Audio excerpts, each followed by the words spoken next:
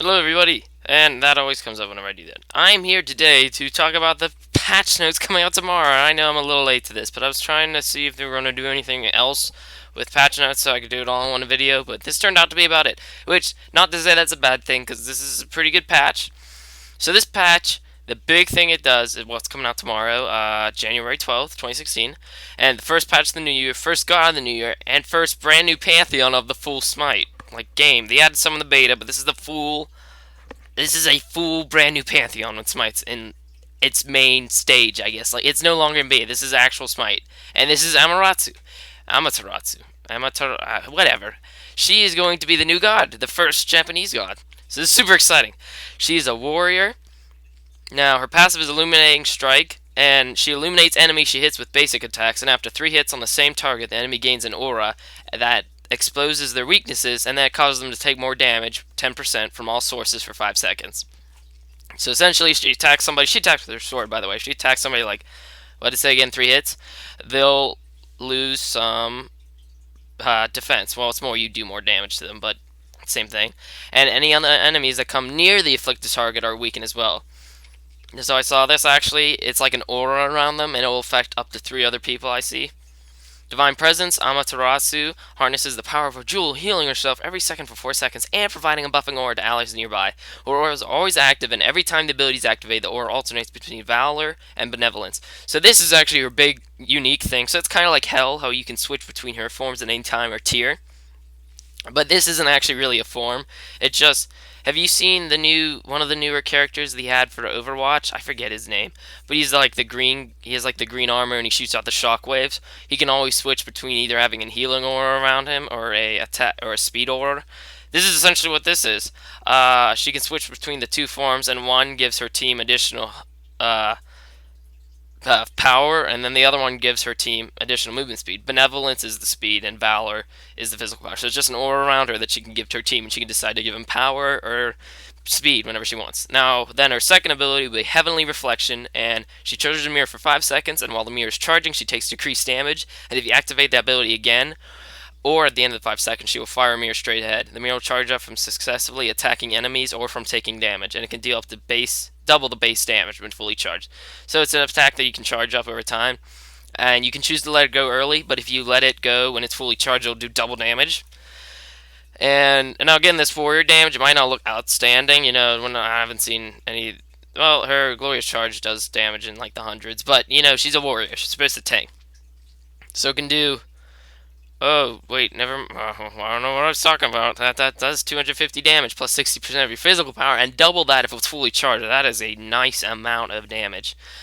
And then her final ability is Glorious Charge, and she shines light off her Sacred Blade, silencing all enemies in front of her. She then dashes forward, dealing damage, piercing through minions, or stopping at the first god hit. So I saw this. There's essentially her escape ability, and this one does a decent amount of damage. Then her ultimate is Dazzling Offensive. So apparently they say this is like the old Guan Yu ult with the bongos, but I wasn't around when old Guan Yu was around. So she focuses her power of the heavens as an impressive 3-strike combination attack. The second hit will do 20% more base damage and slow enemies. The third hit will do 40% more damage and stun enemies. So she must hit enemy with each hit to progress the combo. So essentially she does 3 slashes and a cone in front of her. And so with each one it gets more stronger if you land it on the same guy. So once it's just normal. The second time you'll do 20% more base damage and slow enemies, and the third hit will stun and do 40% more base damage. So if you can get the entire enemy team in this cone, like say you have an Ares pull them in, and then you do this on all of them, like that is amazing. First strike. I mean, you're looking at 600 damage, a slow, and a stun. Now Amaterasu will obviously get a nerf eventually because she's kind of always the new gods are OP. But this is a reskin. We got this is a pretty cool skin for Poseidon, and then we got this Mercury skin. He's like a kung fu fighter. It's gonna come out of a chest, by the way. This is their tier 2 skin for Soul, I believe. I believe this is a tier 2 skin for Isis 2. Polar Desert Omen Isis. Yeah, I'm gonna assume that's a tier 2. He's doing 10 mastery, so now it's gold. What's it called? Gold, diamond. There's another one. Who I forget.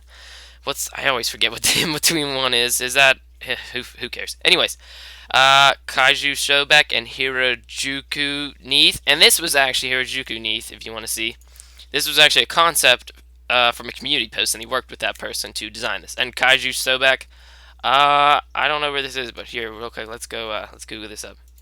Uh, Kaiju Sobek, Smite images. There you go. That's an image of the God card, so that way you can see it. The new voice packs: King of the Deep Scion, Hirakuju Neath, Kaiju Sobek, and the new mote: Amaterasu Clap and Wave, Miscellaneous, Poseidon, just a bunch of minor things. Nothing that's going to really affect how characters play, just bug fixes. Because they're done with Season 2 now. Season 3, they're moving to that. Now, I'll do a video on that later on. Now, Japanese event. So, to celebrate Amaterasu coming out, they're going to do a Japanese event with items. Now, it's going to be a smaller event, like Summer Smite size. And that Neath skin and that Sobek skin I showed you, they're actually going to be part of that. And I'd like to mention, they have kind of talked about the new god. They haven't really officially talked about, but they've hinted at, and apparently it's going to be like a lightning Japanese god. And so they've been kind of hinting at that. And they released the new Chinese map, Joust map, and they talked about it. And essentially, it's going to be a reskin of the old one. It's going to take away one buff camp, and it's going to have a new mini boss to fight.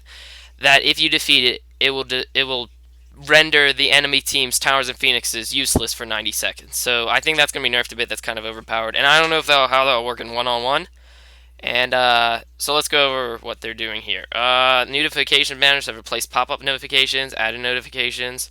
Leaders now see confirmation for party, deny clan. Yeah, there we go. Remove the T screen. We're removing the T screen from Smite. I don't even know what the T screen is.